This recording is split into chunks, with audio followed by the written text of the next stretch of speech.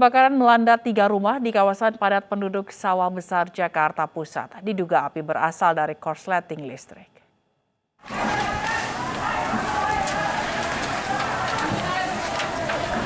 Soalnya dari sini kayaknya. Rumah saya sih, Bang? Pak Agus. Api membakar cepat ke sejumlah rumah di permukiman padat di Jalan Karanganyar, Sawah Besar, Jakarta Pusat. Banyaknya bahan mudah terbakar dan tiupan angin kencang membuat api semakin membesar. Warga pun panik, berupaya menyelamatkan barang berharga mereka ke tempat yang lebih aman. Diduga api berasal dari korsleting listrik di sebuah warung yang ada di tengah permukiman. Kabel Pak di atas, itu orang-orang kebakaran udah pada bau sakit, udah betak-betuk soalnya kan lagi itu 9 tahun yang lalu kebakaran kabelnya kita belum juga ya. Iya, pas ngeledakan itu listrik, saya baru nyari ke atas bawa surat-surat nyari anak saya. Terus apa aja yang mesti diselamatin? Saya cuma bawa surat doang anak saya. Rumah kena? Kena rumah. Habis Pak. Petugas yang tiba di lokasi kesulitan memadamkan api akibat akses jalan yang sempit. Api berhasil dipadamkan dengan menerjunkan 19 unit mobil pemadam kebakaran. Untuk penyebabnya masih belum pasti. Dan rumah yang terbakar dilaporkan saat ini sekitar baru 3 rumah. Mudah-mudahan tidak ada lagi. Ada korban jiwa nggak? Untuk korban jiwa mudah-mudahan nggak ada. Tapi sampai saat ini belum ada berita ada korban jiwa. Luka juga nggak ada ya? Nggak ada. Tidak ada korban jiwa dalam kebakaran ini, namun kerugian ditaksir mencapai ratusan juta rupiah. Dari Jakarta, Sofyan Firdaus, iNews melaporkan. Kebakaran hebat juga menimpa sejumlah bangunan di Kabupaten Katingan, Kalimantan Tengah. Api diduga berasal dari sebuah kios BBM. Kebakaran terjadi di kawasan Pasar Tumbang Samba, Kecamatan Katingan Tengah, Kabupaten Katingan, Kalimantan Tengah, Senin sore. Warga yang tinggal dekat dengan lokasi kebakaran panik dan berusaha menyelamatkan barang-barang miliknya. Api yang terus membesar melalap 2 ruko, 1 kantor UPTD Pendapatan, serta 2 rumah dinas Polsek Katingan Tengah. Aparat Polres Katingan menyebutkan api diduga berasal dari kios penjual BBM. Akibat kejadian ini, pemilik kios mengalami luka bakar di bagian kaki.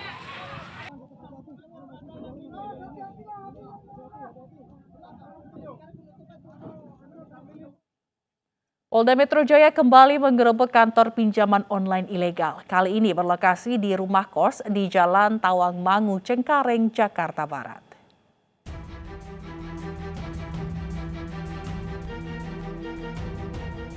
Ditreskrimsus Polda Metro Jaya kembali menggerebek aktivitas pinjaman online ilegal yang meresahkan warga. Kali ini yang digerebek adalah 4 orang, terdiri dari 2 pria dan 2 wanita, di rumah kos di Jalan Tawangmangu, Cengkareng, Jakarta Barat. Saat ditangkap, keempatnya sedang menagih para debitur. Mereka merupakan penagih dari 4 aplikasi pinjaman online berbeda yang berada dalam naungan satu perusahaan yang sama. Pengungkapan berawal dari laporan korban yang mengaku diteror oleh pinjol ilegal dengan ancaman berupa santet dan penyebaran materi pornografi. Sejauh ini korban telah membayar 20 juta rupiah dari total pinjaman 1 juta rupiah. Sama seperti biasa. Jadi setelah hari ke-7 belum membayar si nasabah ini, dia melakukan pengancaman. Pengancaman tadi mungkin sama-sama sudah kita lihat. Dia melakukan, kalau kamu tidak bayar, kamu akan saya santet. Ataupun apabila kamu tidak bayar, saya akan kirimkan foto-foto senonoh kamu ke setiap kontak yang ada di telepon Anda, seperti itu. Penggerebekan pinjaman online ilegal merupakan yang ketiga kalinya dilakukan oleh Ditreskrimsus Polda Metro Jaya selama bulan Oktober 2021. Sebelumnya penggerebekan dilakukan di Tangerang dan Kelapa Gading. Dari Jakarta, Tim Liputan iNews melaporkan. Polisi juga menggerebek kantor pinjol ilegal di Surabaya, Jawa Timur. 3 orang menjadi tersangka karena berperan sebagai penagih utang disertai ancaman.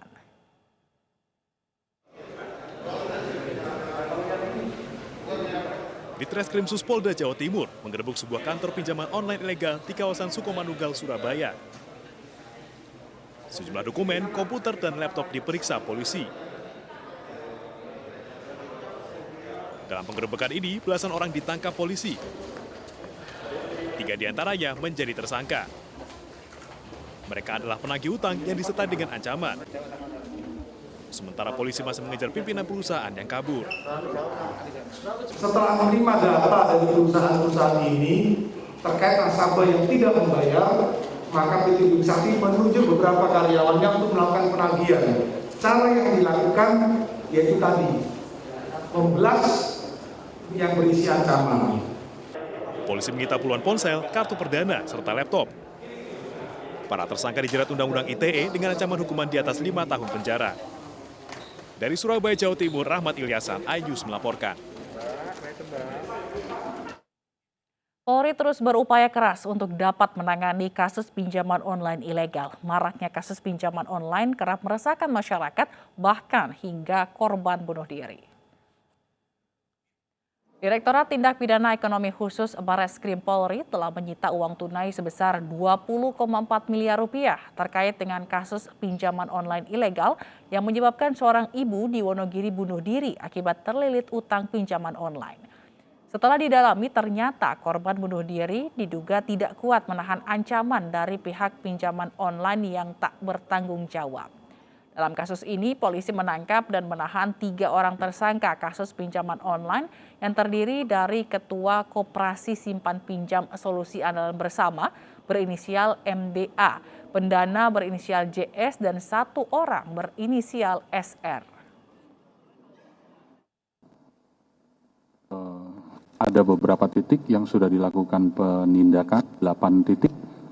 Kemudian juga sudah dilakukan penangkapan, penahanan, serta kita mencoba membuat analisis di mana para pelaku yang sudah ditangkap terdahulu ini perannya adalah sebagai operator, baik yang bertugas untuk melakukan penagihan maupun yang melakukan SMS blasting. Ini sudah kita lakukan penahanan. Kemudian dari para tersangka operator ini kita melakukan pendalaman lagi, penyelidikan untuk bisa mengetahui layer atas. Ya, layer atas, siapa yang mendanai, siapa yang memfasilitasi, siapa yang mengurus perizinan dan lain. Pemirsa, Kapolres Nunukan dinonaktifkan dari jabatannya usai menganiaya anak buahnya dalam acara Baksos Akabri 1999 Peduli.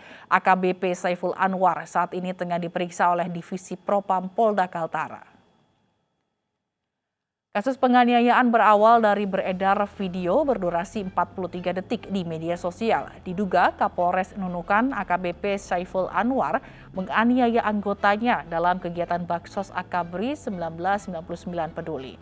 Belum diketahui alasan Saiful Anwar menganiaya anggotanya. Namun diduga Saiful marah karena anggotanya tidak berada di tempat saat dibutuhkan. AKBP maksud kami Saiful Anwar kini tengah menjalani pemeriksaan di Propam Polda Kalimantan Utara dan telah dinonaktifkan dari jabatannya.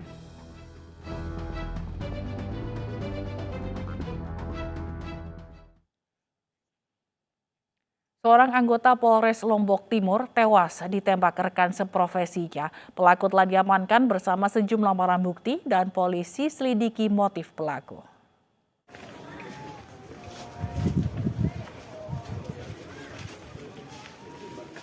Jasad Bribtu HT ditemukan di rumahnya di Kompleks Perumahan Pesona Gria Madani, Kelurahan Denggen, Lombok Timur. Korban yang merupakan staf Humas Polres Lombok Timur tewas ditembak Bribka MN, anggota Polsek Wanasaba menggunakan senjata laras panjang. Jadi barang bukti senjata B2. Pelaku diamankan di Mapolres Lombok Timur beserta sejumlah barang bukti berupa senjata laras panjang, 2 selongsong peluru, ponsel, dan kendaraan dinas pelaku. Dari olah TKP, tadi barang bukti sudah kita amankan semua dari TKP, rekan-rekan. Dan saat ini terduga pelaku ini oknum anggota Polri atas nama MN, 38 tahun. Ini saat ini sedang dilakukan pemeriksaan, penyelidikan, dan penyidikan oleh Satreskrim Polres Lombok Timur.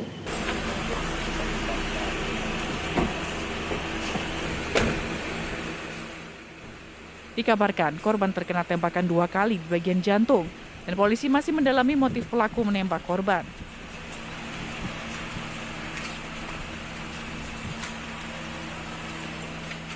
Dari Lombok Timur, Ramli Nurawang, iNews melaporkan. Seorang mahasiswa Universitas Negeri 11 Maret Solo meninggal dunia saat mengikuti kegiatan resimen mahasiswa. Saat ini aparat kepolisian tengah menyelidiki penyebab pasti kematian korban.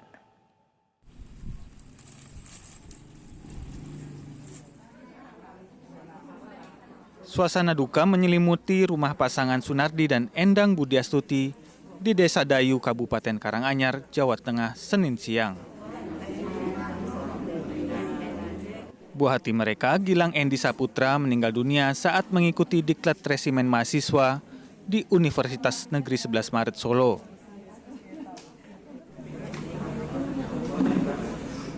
Saat memeriksa jasad Gilang, orang tua korban menemukan sejumlah luka dan lebam. Melihat keanehan tersebut, pihak keluarga memutuskan untuk mengautopsi jasad korban di RSUD Dr. Muwardi dan melaporkan peristiwa ini ke polisi. Nah, setelah di rumah dibuka, ternyata kondisi jenazah itu mukanya udah memar, banyak mengeluarkan darah, bergumpal-gumpal di mukanya itu. Terus di sini ada luka di belakang, di tengkuk ini. Pundak? Ya, di pundak itu. Ya, akhirnya kan musyawarah keluarga, akhirnya melaporkan kepada polisi. Bahwa memang ada kejadian tersebut, tapi sementara kasus tersebut masih kita selidiki, karena kebetulan kami hanya mendapatkan laporan bahwa adanya warga Karanganyar yang meninggal di sekitar wilayah Surakarta, dan untuk korban pun saat ini masih berada di Mawar. Sebelumnya, Gilang sempat pamit ke keluarga pada hari Jumat untuk mengikuti kegiatan menwa selama 2 minggu. Nahas, Gilang tewas di hari kedua pelaksanaan Diksar menwa di UNS Solo. Dari Karanganyar, Jawa Tengah, Wahyu Endro, iNews melaporkan. Polisi mengungkap kasus sejoli yang ditemukan tewas di kamar kontrakan di Tasikmalaya, Jawa Barat. Dari hasil olah TKP dan otopsi kedua jasad korban, disimpulkan korban perempuan dibunuh terlebih dahulu, baru kemudian laki-laki bunuh diri dengan senjata api.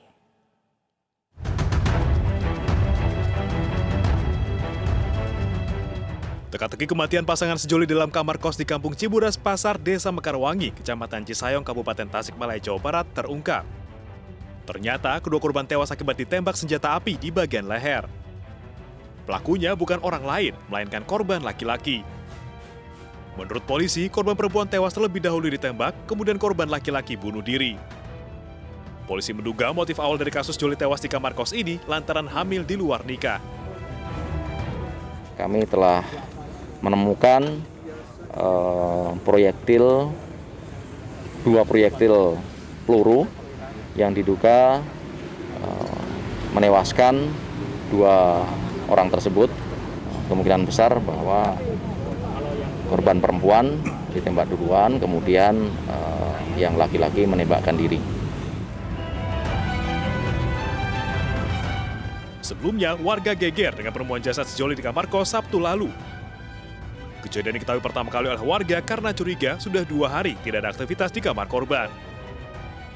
Setelah curiga, warga sepakat untuk mendobrak pintu kamar kos tersebut. Hasilnya, warga menemukan 2 jasad perempuan dan laki-laki.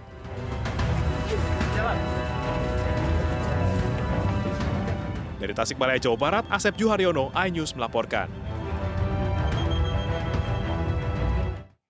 Satres Narkoba Polres 4 Lawang dan anggota BRIMOB menggerebek rumah terduga bandar narkoba. Dalam penggerebekan tersebut, polisi menangkap 5 orang berikut barang bukti narkoba jenis sabu.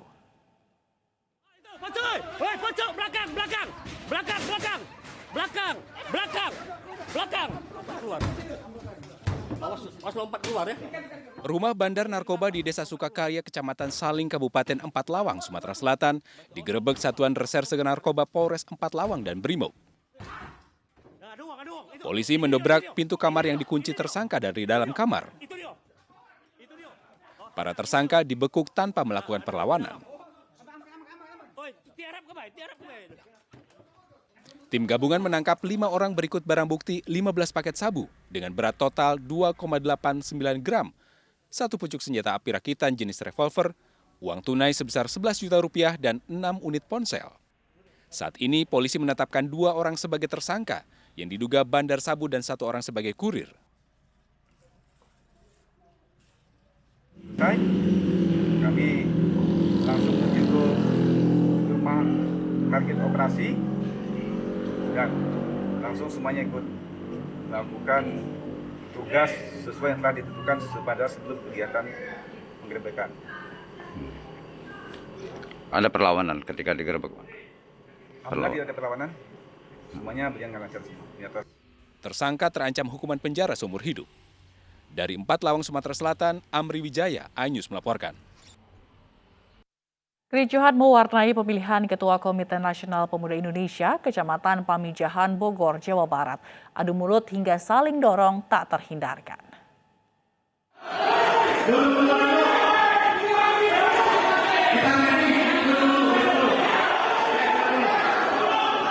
Pemilihan Ketua Komite Nasional Pemuda Indonesia Kecamatan Pamijahan yang sebelumnya berjalan damai berujung ricuh. Suasana mulai gaduh akibat salah paham antara panitia pemilihan Ketua KNPI dengan organisasi kemasyarakatan pemuda. Beberapa peserta naik ke atas kursi, adu mulut dan saling dorong tak bisa dihindari hingga nyaris baku hantam. Perdebatannya itu pertama, karena tadi menjelang maghrib, di jam 5:30, ada beberapa OKP yang mengusulkan untuk dipending, dan beberapa OKP juga yang mengusulkan untuk dilanjutkan. Perdebatan itu sangat alot dan akhirnya sampai terjadi tadi sedikit agak kisruh lah tadi, tapi alhamdulillah sudah selesai. Ketua dari masing-masing kubu akhirnya mampu mendinginkan suasana sehingga pemilihan ketua kembali dilanjutkan dan menghasilkan 1 nama. Dari Bogor, Jawa Barat, Wildan Hidayat, iNews melaporkan. Pemirsa, dukungan dan kepedulian terhadap perkembangan anak-anak kembali ditunjukkan oleh MNC Peduli. Kali ini dengan mengajak anak-anak di salah satu TK di Desa Cipanas, Cianjur, Jawa Barat melaksanakan serangkaian kegiatan yang mengedukasi dan bermanfaat. Kegiatan ini sangat disambut antusias oleh anak-anak. Anak-anak TK di Yayasan Nurul Bahjah Kampung Pasir Haur, Desa Cipanas, Cianjur, Jawa Barat bersemangat mengikuti rangkaian kegiatan yang digelar MNC Peduli. MNC Peduli mengajak anak-anak mewarnai dan bernyanyi bersama, serta mendongeng. Kegiatan ini untuk mengembangkan kemampuan anak dalam berkreativitas. Aku senang sekali warnai sama tempelan. Terus belajar dengerin cerita juga ya? Senang nggak dengar cerita? Anak-anak sebetulnya udah dari dulu pengen sekolah gitu ya. Harapannya mudah-mudahan ke depan anak-anak bisa sekolah dengan normal gitu. Tidak hanya gencar memberi bantuan sosial kemasyarakatan, MNC Peduli juga fokus berbagi dalam bidang pendidikan untuk membangun sumber daya manusia yang unggul sejak dini. MNC Peduli sendiri kita juga melihat bahwa edukasi itu salah satu pembekalan yang bisa kita berikan kepada siapapun agar mereka juga bisa bertumbuh menjadi mandiri. Digelar dengan protokol kesehatan ketat, MNC Peduli menggelar kegiatan ini untuk meningkatkan pengetahuan dan wawasan anak sejak dini. Dari Cianjur, Jawa Barat, Muhammad Andi Ihsan, iNews melaporkan. Presiden Joko Widodo minta harga tes PCR turun jadi Rp300.000. iNews pagi akan kembali dengan informasi selengkapnya.